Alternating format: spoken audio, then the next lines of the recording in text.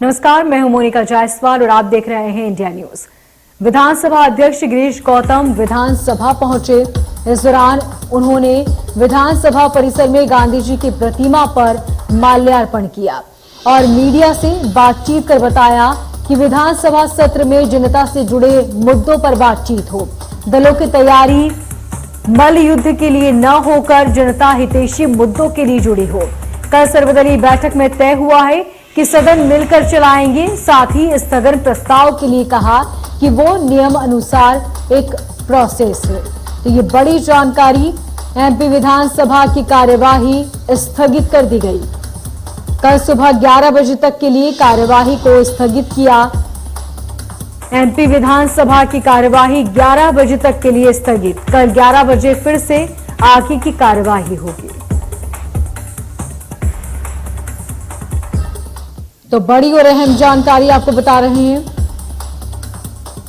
विधानसभा की कार्यवाही कल 11 बजे तक के लिए स्थगित कर दी गई। एमपी विधानसभा की कार्यवाही अब कल 11 बजे से दोबारा शुरू की जाएगी।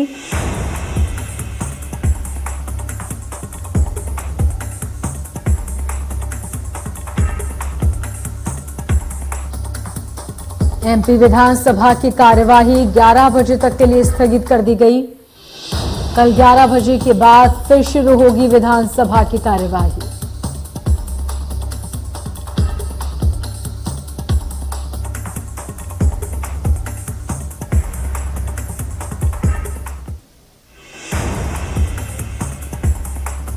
तो कल सुबह 11 बजे तक के लिए कार्यवाही स्थगित कर दी गई। एमपी विधानसभा की कार्यवाही 11 बजे तक के लिए स्थगित। कल 11 बजे के बाद दोबारा शुरू होगी कार्यवाही।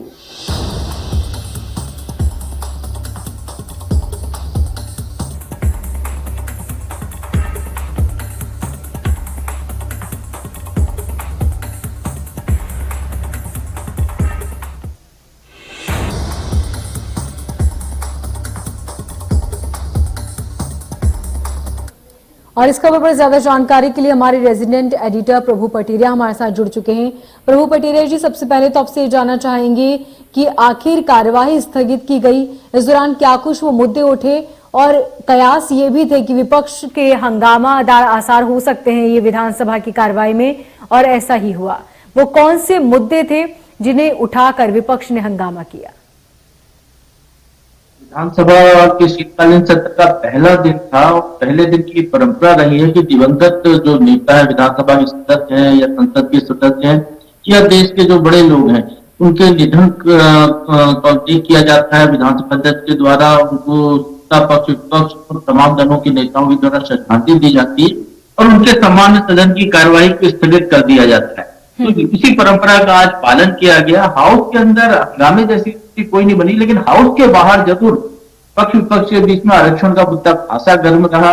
सत्ता पक्ष से यदि हम बात करें तो मंत्री भूपेंद्र सिंह, विश्वास आरक, नरोत्तम मिश्रा ये कांग्रेस पर आरोप लगाते रहे कि कांग्रेस की गलत पैरवी के कारण कांग्रेस नेता तरफा मामले में आरक्षण पंचायत के मामले में कोर्ट में थे, तो गलत पैरवी के कारण ही आरक्षण खत्म किया गया है कोर्ट के द्वारा। वहीं कांग्रेस की तरफ से स्थगन प्रस्ताव इसको लेकर दिया गया है। नेता प्रतिपक्ष कमलनाथ ने ये जानकारी दी कि उन्होंने स्थगन प्रस्ताव इसको दिया है। ये जरूर बात है कि विधानसभा के पहले विधानसभा अध्यक्ष ने जो बात कही है वो खासी महत्वपूर्ण बात है कि विधानसभा का जो फ्लोर है उसको उपयोग मल्ल युद्ध की तरह लड़ने के लिए ना हो, आपस में दंगल के लिए ना हो, वहां पर सकारात्मक चर्चा की जाए और जनता से जुड़े हुए मसलों का समाधान निकाला जाए। तो विधानसभा की कार्रवाई यदि हम कहें तो परंपरागत ढंग से आज श्रद्धांजलि के बाद स्थगित कर दी गई, जिसमें जो हेलीकॉप्टर दुर्घटना हुई कन्नौज में, जिसमें सीडीएस विपिन रावत समेत आर्मी के तमाम बड़े अफसर शामिल थे, उनको श्रद्धांजलि दी गई। जो जवान भी वहां थे। आतंकवादी घटना जो कश्मीर में उसमें जो जवान शहीद हुए उनको श्रद्धांजलि दी गई और सदन के जो पुराने नेता हैं, जो विधायक रहे, पूर्व विधायक रहे हैं, उनको श्रद्धांजलि दी गई। इसके साथ ही 3 जो नवनिर्वाचित विधायक हैं, शिशुपाल यादव जो पृथ्वीपुर से चुने गए हैं, कल्पना वर्मा और सुलोचना रावत, इनको सदन की सदस्यता शपथ दिलाई गई सदस्यता की। ये आज की कार्रवाई हुई। बाकी जो कार्यसूची के जो विषय है वो कल के लिए आगे बढ़ा दिए गए हैं। अब कल सदन की कार्रवाई नियमित प्रक्रिया से शुरू होगी और जो हंगामा होना है आरक्षण को लेकर, तमाम मुद्दों को लेकर, वो सदन में कल होता हुआ दिखाई दे सकता है। ठीक प्रभु पटेरिया जी, बहुत शुक्रिया तमाम जान